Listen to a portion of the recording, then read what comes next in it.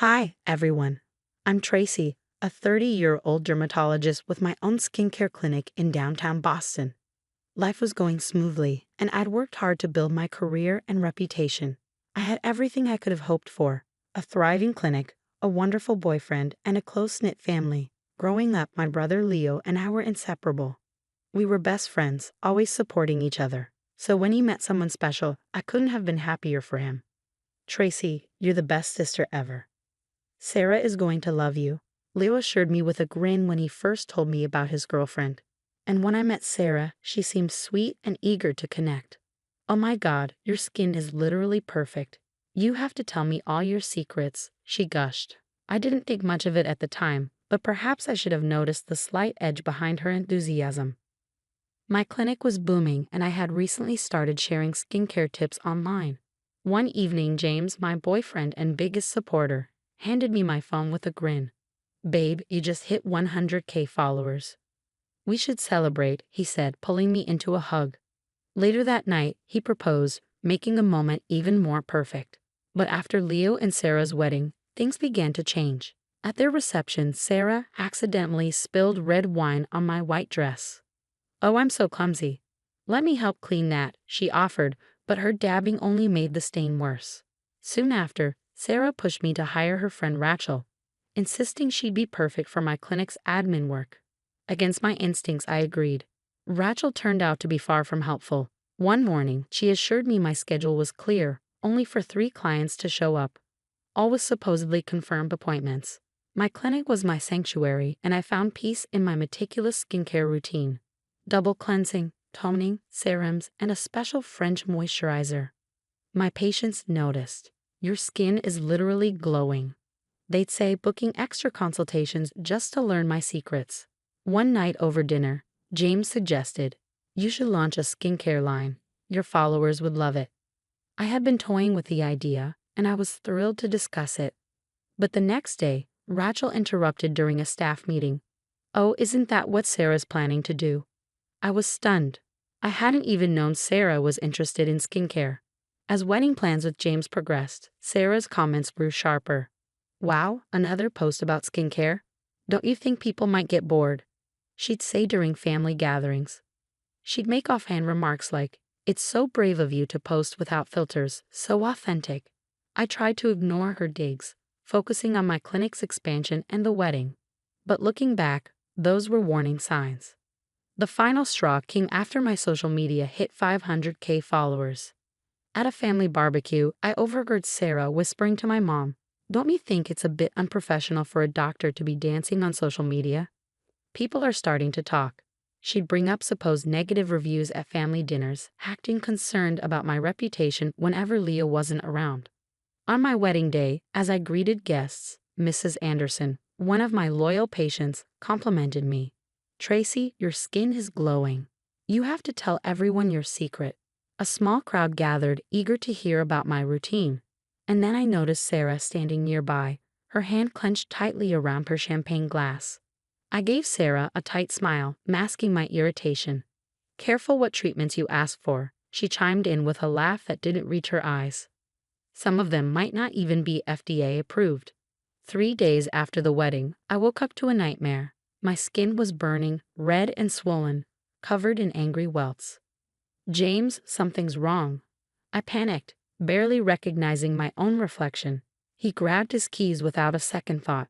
"We're going to the hospital." The dermatologist in the emergency room was baffled. "These look like chemical burns. Have you used any new products lately?" she asked. I shook my head, but my stomach dropped as I thought back to my usual French moisturizer. Could someone have tampered with it? When I returned to work, whispers followed me down the hall. My wedding photos were ruined, my face unrecognizable. Worse, patients started canceling appointments. Rachel walked into my office, avoiding eye contact. "Your 2 o'clock canceled," she mumbled. Said they heard something about illegal treatments. "What illegal treatments?" I demanded. Rachel's face paled. "I don't know, but there are rumors on social media and in some reviews." That night, James held me as I cried. "We'll figure this out," he promised. "Someone's obviously trying to sabotage you." My phone buzzed again, a cancellation. Then another. and soon my social media was flooded with comments about unsafe procedures.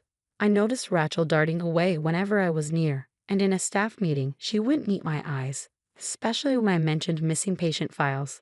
That weekend, I went to my parents' house, hoping to find some support. My face was still raw and inflamed. Maybe you should take a break, Sarah suggested sweetly. Focus on getting better. These rumors will die down eventually. But there it was, that slight, self-satisfied smirk she could barely conceal. The same look she had at my wedding, just before my face cream had been switched. James, I said that night, I need security cameras at the clinic. And it's time we looked into Sarah and Rachel. By Friday, the cameras were up, and by Monday, I had the footage I needed. At 7:00 a.m., Rachel could be seen sneaking into my office, copying patient files and photographing confidential documents. I pulled up the video on my laptop and called her in. I've already called the police, I told her, watching her expression crumble. Unless you want to tell me what's really going on. Rachel's resolve crumbled instantly. Sarah made me do it, she whispered, trembling. She threatened to expose my old DUI if I didn't help her. Help her do what? I pressed.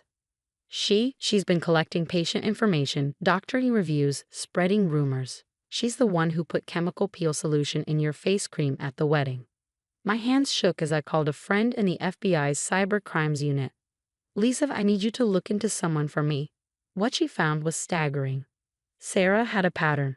3 cities, 3 different names, each time targeting a successful woman and leaving her reputation in shambles.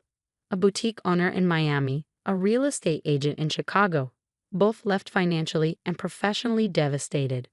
Lisa's investigation turned up even more. She's been siphoning money from Leo's business, small amounts over time, adding up to nearly $200,000. I confronted Rachel again, demanding to see everything.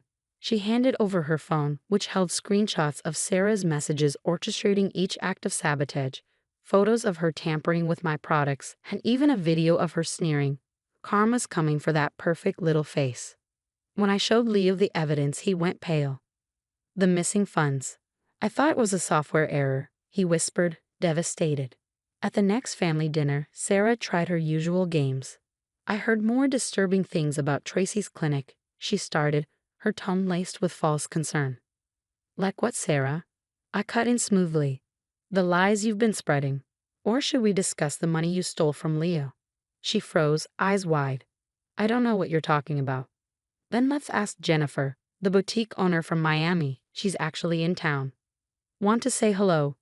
Sarah's face went pale as she stumbled back, nearly knocking over her wine glass. Leo's voice was ice cold. Save it. The FBI has already confirmed everything. My phone buzzed just then with another message, another victim of Sarah's schemes, ready to come forward. One by one, more messages flooded in from women who had fallen prey to her malicious plots. You really should have checked if any of your past victims were in my patient database, I told her as she backed away from the table, stunned. Turns out, successful women talk to each other.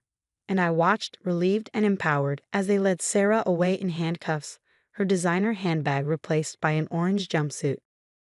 Rachel's testimony about the fraud was the final nail in Sarah's coffin. Your Honor, the prosecutor declared, we have clear evidence of embezzlement totaling over $800,000 across multiple businesses, including her husband's company. In a matter of days, Sarah's beauty blog imploded. Brand after brand announced, we are terminating all sponsorships, effective immediately.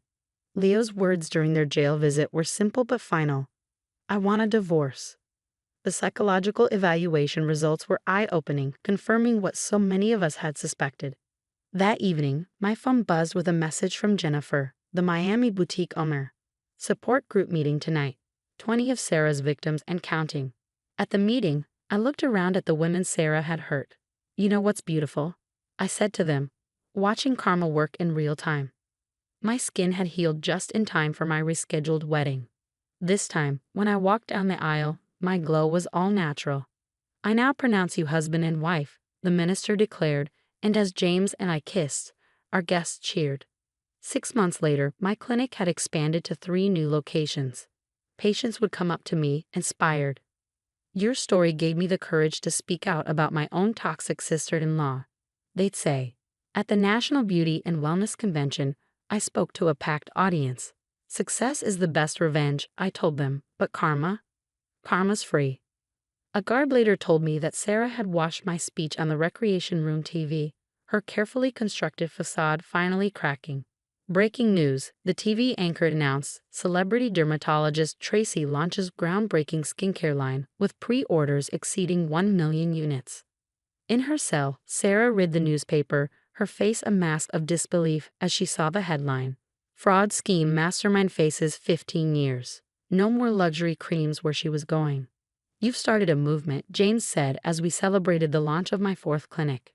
Those support group meetings had been helping so many people. Leo had found love again too, this time with someone genuine.